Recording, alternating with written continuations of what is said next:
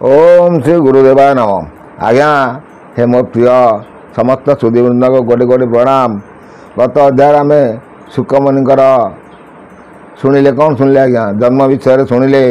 तेणु परीक्षित राजा तो पुणी शुकमुनि की पचारुंट भो मुनि प्रभु परीक्षित राजा सुख चाही मन संचय पचारही कौन कौन से आज्ञा योजन गंधा जन्म कह मनु छाड़ हुए संदेह पूर्वे से क्या गर्भे थिला के तुझे जन्माला जागर्भ व्यास महामुनि जन्मिले नरदेय ज्ञानी कि पुण्य पूर्वे करिथिला व्यासंगु गर्भरे धइला। तेणु से योजन गंधा से केतक लेखकार कहते मत्स्य गंधा ये जगन्नाथ दास कहते योजन गंधा। तेणु सी कौन पुण्य पूर्व जन्म करथिला जाफल से व्यास को गर्भर धरी पाइला। सुंदर सुंदर तथ्य भागवतर तथ्य गुप्त भागवत पुणी भागवत कथा तो अच्छी भागवतर आपण मैंने सब शुणी पारे अध्याय को अध्याय किंतु ये जन्मर रहस्य विषय पड़ी जन्म जन्मांतर रहस्य से सब कहुच। तेणु आपण मैंने जब मन ध्यान दे शुणती बहुत ज्ञान अर्जन हम।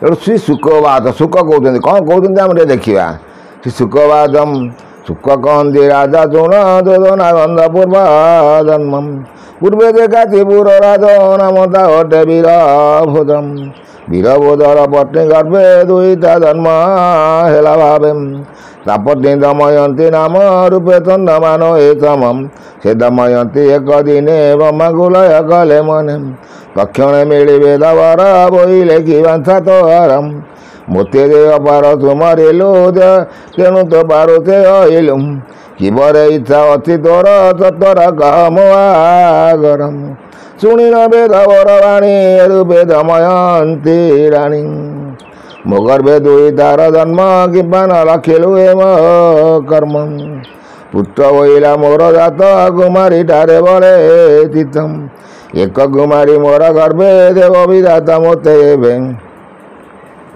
देखु से कहते वीरभोज नामक जो राजा से थिले से राजा स्त्री ना हूँ दमयंती। तेणु गर्भर पुओ संतान थिले किंतु से कन्या चिंता कले ब्रह्मा को चिंता कले ब्रह्मा को लेखकार लिखुं ब्रह्मा को चिंता कले किंतु आमर शास्त्र कौन कौच आम ठाकुर को ध्यान धारणा कले प्रभु मत गोटे कन्याटे दियो लेखकार मैंने बुले लिखिले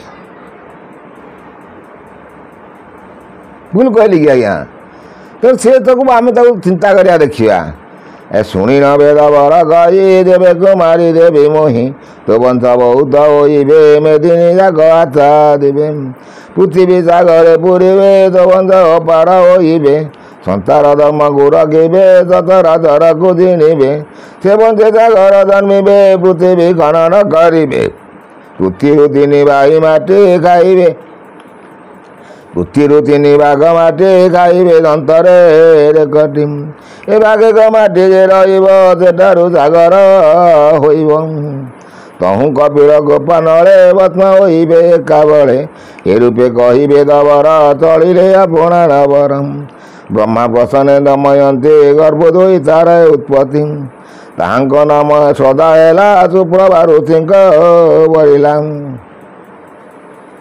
देखो आज्ञा ये कथा पढ़ुची आम ए कथा पर आज आलोचना करवा ये कथार सागर रहा सागर बोली गोटे पुओ से जन्म हम क्या गर्भर से जो श्रद्धा बोली जो झील जन्म हेले दमयंती गर्भर तेणु ब्रह्मा बर देले जे तोर जो दुईटा जन्म हम ता गर्भर बहु संतान जन्म हे सी कहते तो वंश बहुत होइबे मेदिनी जाक आच्छा देवे पृथ्वी सागर पूरिबे तो वंश अपार होइबे संसार धर्म को रखिबे सचराचर को जिणिबे से वंशे सागर जन्मिबे पृथ्वी खनन करिबे पृथ्वी तीन भाग माटी खाइबे दंतर रेकटी भागेक माटी जे रहिबो सेठारु सागर होइब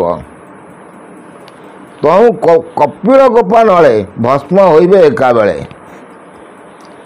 देखु से गोटे कपिल मुनि आसला ये कपिल मुनि कहानी पुणी आम बाहर कर देखा कपिल मुनि से कौटी बस तपस्या करते सुंदर सुंदर पुराण तथ्य मुझे मोर चैनल मध्यम दे आसवि आपण मैंने जब आसते नुआ कर जो मैंने आसती ସେମାନେ ମୋର ଚ୍ୟାନେଲକୁ ସବସ୍କ୍ରାଇବ୍ କରି ବେଲ୍ ଆଇକନ୍ ମାରିଲେ ଯେକୌଣସି ଭିଡ଼ିଓ ଲୋଡ଼ ହେବ, କୌଣସି କଥାକାର ବିଷୟ ହେଉ, ରାଜନୀତିର ବିଷୟ ହେଉ, ମନ୍ତ୍ର ତନ୍ତ୍ର ତନ୍ତ୍ରର ବିଷୟ ହେଉ, ଆପଣମାନଙ୍କ ପାଖରେ ପହଞ୍ଚି ପାରିବ। ଏତିକି ମୋର ଅନୁରୋଧ। ସେ କହିଲେ, ସେ କହୁଛନ୍ତି 3 ଭାଗ ମାଟି ଖାଇଗଲେ, ଗୋଟେ ଭାଗ 3 ଭାଗ ମାଟି ଖାଇଗଲେ, ଗୋଟେ ଭାଗ ରହିଲା। ପୁରାଣର କଥା। ଆଉ ବୈଜ୍ଞାନିକମାନେ ମତ ଦେଉଛନ୍ତି କ'ଣ? ପୃଥିବୀ ଗୋଲାକାର, ଜଳ 3 ଭାଗେ, ସ୍ଥଳ 1 ଭାଗେ। ଭୁଲ କି ଆଜ୍ଞା? ତେଣୁ ମାନେ ଆସିଲା କେଉଁଠୁ? ଯେଉଁ ବୈଜ୍ଞାନିକମାନେ ବି ବସିଛନ୍ତି, ବିଜ୍ଞାନ ଆଗେଇଲା, କାହାକୁ ନେଇ ଆଗେଇଲା? ଆଗଟା ଥିଲା ବୋଲି ସିନା ସେ ଆସିଲେ। ହଁ, ତାକୁ ଯଦି ଆମେ ଅସ୍ୱୀକାର କରିବା, ନା ପୁରାଣକୁ ଛାଡ଼ିବା, ନା ଆମର ପରମ୍ପରାକୁ ଛାଡ଼ିବା, ନା ବିଜ୍ଞାନକୁ ଛାଡ଼ିବା, କାହାକୁ ଛାଡ଼ିବା? ତେଣୁ 2 ଜଣଙ୍କୁ ସମକକ୍ଷ ନେଇକି ଆମେ ଚାଲିଲେ ତା ଠିକ୍ ଆମ ସମାଜର ଜୀବନ ଅତିବାହିତ ହେବା ସୁନ୍ଦର ହେବ। ତେଣୁ ସେ କପିଳ ଋଷିଙ୍କର କପାଳରେ ସେ ଭସ୍ମ ହୋଇଗଲେ। ଏ ରୂପେ କହିବେ ଦବର ତଳିଲେ ଆପଣା ନବର ଏବଂ ପ୍ରତନେ ଦମୟନ୍ତେ ଗର୍ଭୋଦୟିତାଏ ଉତ୍ପତ୍ତି। ତାହାର ନାମ ସଦା ହେଲା ଚୁପରବାରୁ ତେଙ୍ଗି ଭରିଲା। ତାହାର ଗୃହବାସ କାଳେ ସ୍ୱାମୀ ସ୍ୱାମୀ ସଙ୍ଗ ନ ହେଲା ବୋଳେ। କୁପିତା ସ୍ୱାମୀ ସାପ ଦେଲା ଅଜାତେ ଜନ୍ମ ତୁ ବୋଇଲା। ଏ ରାଜାର ବୀର୍ଯ୍ୟ ଜନ୍ମ ହେବୁ ମତ୍ସ୍ୟର ଗର୍ଭେ ତୁ ବଢ଼ିବୁ। 30 ପୁତ୍ର 2 ଜନ୍ମ ଲଭିବୁ କୈବର୍ତ୍ତ ଗାରେଣ। ଦେଖନ୍ତୁ ଆଜ୍ଞା, ସେ ଯେଉଁ ସତ୍ୟବତୀର ଯେଉଁ ପୂର୍ବଜନ୍ମ କାହାଣୀ ସେ କହୁଛନ୍ତି, ସିଏ କହୁଛନ୍ତି ଯେ ଶ୍ରଦ୍ଧା ବୋଲି ଯେଉଁ ଝିଅ ଦମୟନ୍ତୀ ଗର୍ଭରୁ ଜନ୍ମିଲା, ସିଏ ତାକୁ ବିବାହ ଦେଲେ କାହାକୁ? ନା ତାଙ୍କର ଗୋଟେ ଋଷି ସହିତ ସେ ବିବାହ ଦେଲେ, ସୁପ୍ରଭା ଋଷିଙ୍କି ବଢ଼ିଲା। କିନ୍ତୁ ସିଏ ତାର ଗୃହବାସ କାଳେ ସ୍ୱାମୀ ସଙ୍ଗ ନ ଦେଲା ସେ ଭେଳେ। କୁପେତା ସ୍ୱାମୀ ସାପ ଦେଲା ଅଜାତେ ଜନ୍ମ ତୁ ବୋଇଲା। ତେଣୁ ତା ସ୍ୱାମୀ ସହିତ ସେ ମିଶିଲା ନାହିଁ ସେ ଝିଅ। ସେ ସେଠୁ ଅଜାତେ ତାକୁ ସାପ ଦେଲେ। ସାପ ଦେଲା ଫଳରେ ସେ ଜନ୍ମ ହେଲେ, ସେ ଅଜାତେ ଜନ୍ମ ହେବୁ। ରାଜାର ବୀର୍ଯ୍ୟ ଜନ୍ମ ହେବୁ ମତ୍ସ୍ୟର ଗର୍ଭ ତୁ ବଢ଼ିବୁ।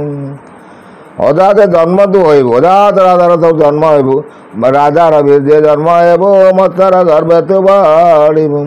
30 ପୁତ୍ର 2 ଜନ୍ମ ଲଭିବୁ କୈବର୍ତ୍ତ ଗାରେଣ। ଏ କୈତବ କଲୁ ମୋତେ ଯେଣୁ କୈବର୍ତ୍ତ ଘରେ ଜନ୍ମ ତେଣୁ।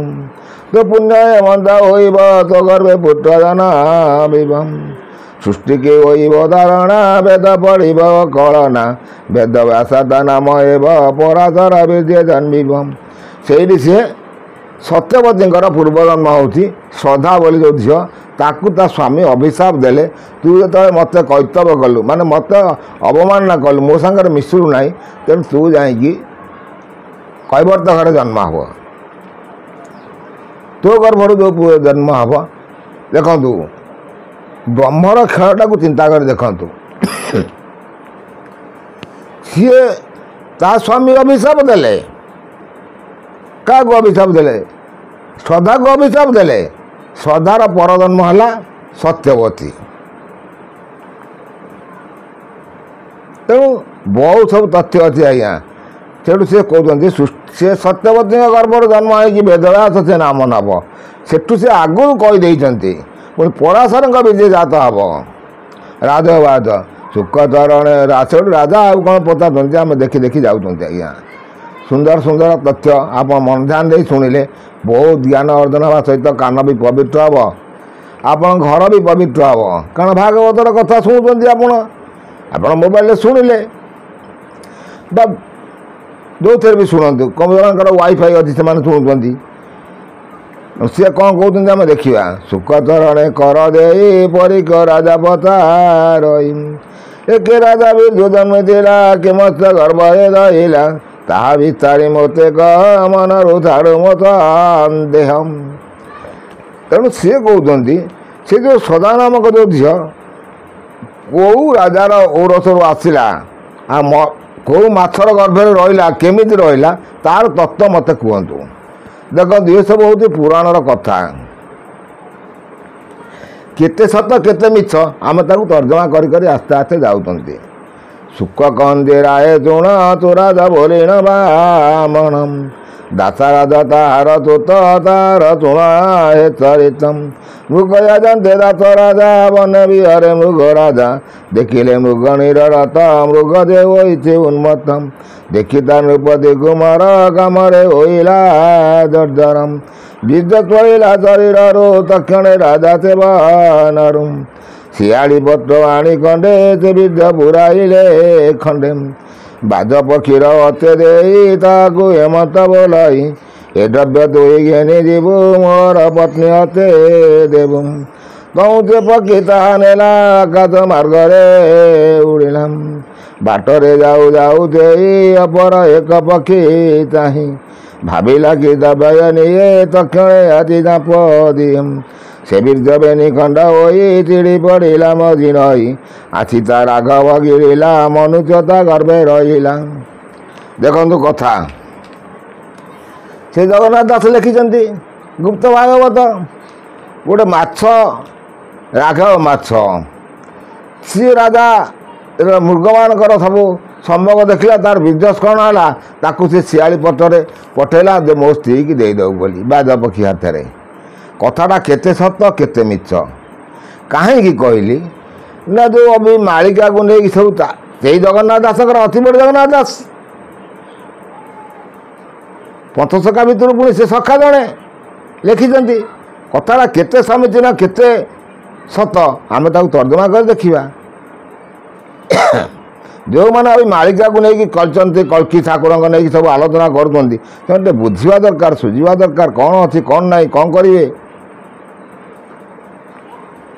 କାରଣ ଏବେ ଜଣେ ଲେଖିଥାଏ କହିବି ସେ ତ ପଦେ ପଦେ କହିବା କଥା ମୁଁ କହିବି ନିଶ୍ଚିତ ସେ ଲେଖିଥାଏ ଯେ ଧର୍ମ ସଂସ୍ଥାନ ପାଇଁ କଳିକି ଠାକୁର ଆସିବେ ତାଙ୍କ ବାପ ମାଆଙ୍କୁ ବି ସେ ଛାଡ଼ିବେନି। ଆରେ ଯିଏ ନାରାୟଣଙ୍କ ଅଂଶବାସ ନେଇ ଆସିବ ସେ ତା ବାପ ମାଆଙ୍କୁ ଛାଡ଼ିବନି ମାନେ କ'ଣ ବାପ ମାଆଙ୍କୁ ଦଣ୍ଡ ଦେବ? ହଁ